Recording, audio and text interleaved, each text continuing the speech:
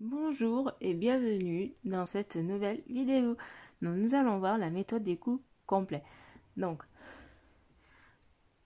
en premier, il faut connaître la marge résultat analytique par produit égale chiffre d'affaires moins toutes les charges. Identifier la cascade des coûts.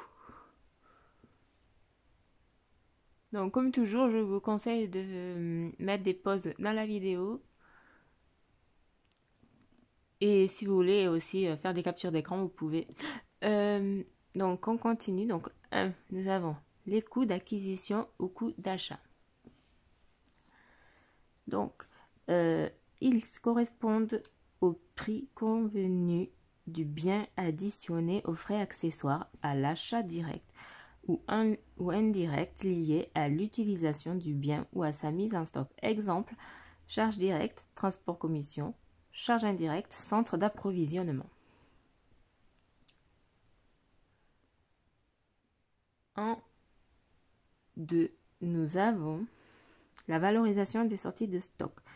Il faut mettre en place un inventaire permanent théorique à partir d'une fiche de stock numérique ou encore parfois papier et d'opter pour une méthode de valorisation. Donc nous avons les méthodes suivantes. Je vais essayer de tout mettre. Voilà. Nous avons le CUMP, coût unitaire moyen pondéré. Donc c'est recommandé par le PCG, le CUMP après chaque entrée ou le CUMP en fin de période. Méthode d'épuisement des lots et repose sur l'ordre dans lequel le stock est vidé. Le PEPS, première entrée, première sortie ou FIFO, égale conforme à la réalité du déstockage des denrées périssables ou de matières stockées en silo et autorisé. Le DEPS, dernière entrée, première sortie, LIFO, égale non autorisé. Donc, ce n'est pas autorisé par le PCG. Valorisation à un coût théorique égale non autorisé.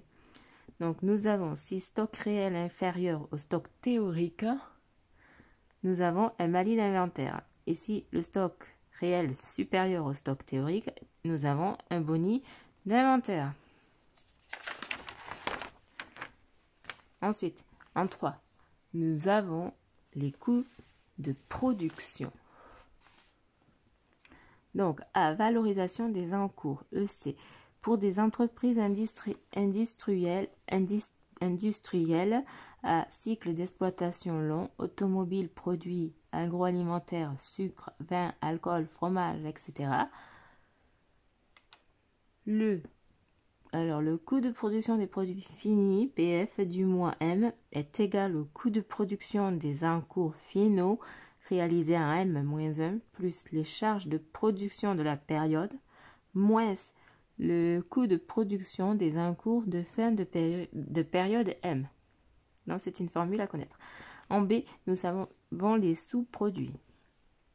Donc, le processus de fabrication peut générer des sous-produits ou coproduits. Non réutilisable sans coût d'élimination, aucune incidence. Non réutilisable avec coût de traitement, en augmentation du coût, avec valeur marchande, prix de vente, moins coût de transformation, vient en diminution du coût de production. En 4, nous avons les coûts de production. Je vais essayer de vous mettre un peu tout. Donc, en 4, nous avons les coûts de hors production. Les coûts hors production sont les coûts de distribution, donc ils comprennent les frais directs, publicité, frais de personnel, emballage, les frais indirects, souvent imputés via le taux de frais, chiffre d'affaires, centre mercatique, expédition, service après-vente de distribution. Et nous avons les autres coûts hors production, administration générale, frais d'études. En 5, nous avons la présentation des travaux. Donc, pour présenter les calculs, il faut faire plusieurs tableaux. Donc, fiche de stock, répartition des charges indirectes, traitement des encours et le calcul des coûts par produit. Et les résultats doivent être présentés à l'unité. Ensuite, nous avons en 6 cas d'utilisation du coût complet.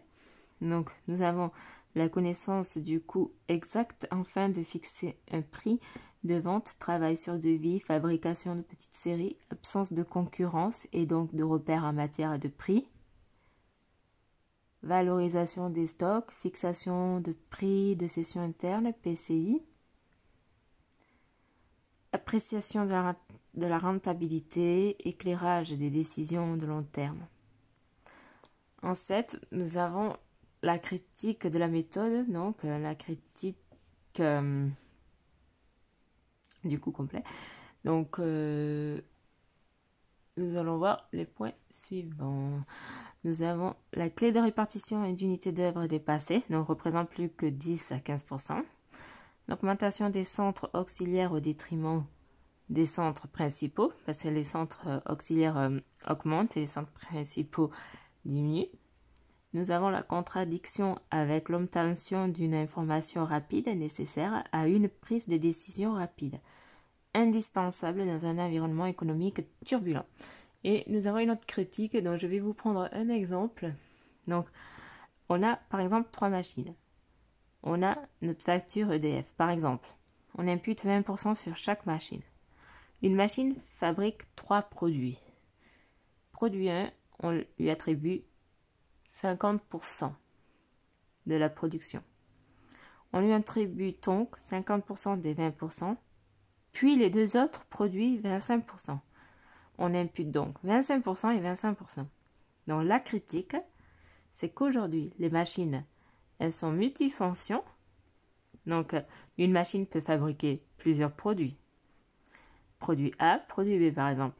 Il est difficile et plus complexe de savoir dans un premier temps quelle part à la machine dans le coût.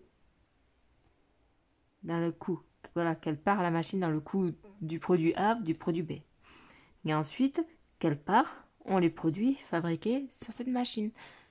Donc, c'est une critique pour la méthode. Voilà.